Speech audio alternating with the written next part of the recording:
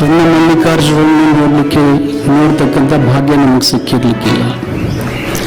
ಅವರ ತದ್ರೂಪಿಯಾಗಿರ್ತಕ್ಕಂಥ ಪರಮ ಪೂಜ್ಯ ಸಿದ್ದೇಶ್ವರ ಮಹಾಸ್ವಾಮಿಗಳನ್ನು ನೋಡ್ತಕ್ಕಂಥ ಭಾಗ್ಯ ಈ ಮಠ ನಮಗೆ ಒದಗಿಸಿಕೊಟ್ಟಿದೆ. ನಾವು ಜ್ಞಾನ ಯುವಾಶ್ರಮದ ಮಲ್ಲಿಕಾರ್ಜುನ ಮಹಾಸ್ವಾಮಿಗಳನ್ನು ಎಷ್ಟೇ ನೆನೆದರೂ ಕಡಿಮೆ.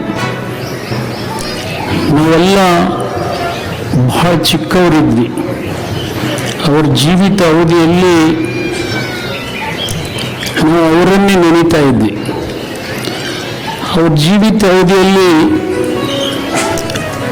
ಪರಮ ಪೂಜ್ಯ ಸಿದ್ದೇಶ್ವರ ಮಹಾಸ್ವಾಮಿಗಳು ಇನ್ನೂ ಯೌವನದ ಅವಸ್ಥೆಯಲ್ಲಿದ್ದರು.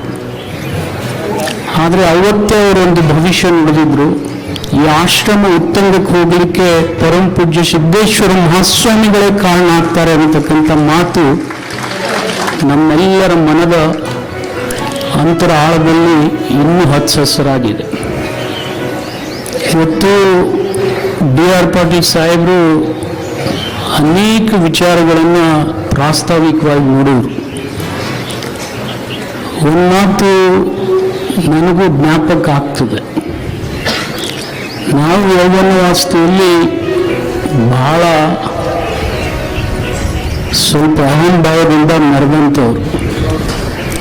ಅದು ಎಲ್ಲಾದರೂ ಮರ್ತಿದ್ರೆ ಅದು ಜ್ಞಾನ ಯುವಾಶ್ರಮದಲ್ಲಿ ಬಂದು ಮರ್ತಿದ್ದೀವಿ ಅಂದರೆ ಅದು ತಪ್ಪಾಗಲಿಕ್ಕಿಲ್ಲ ಅಂತೇಳಿ ನಾನು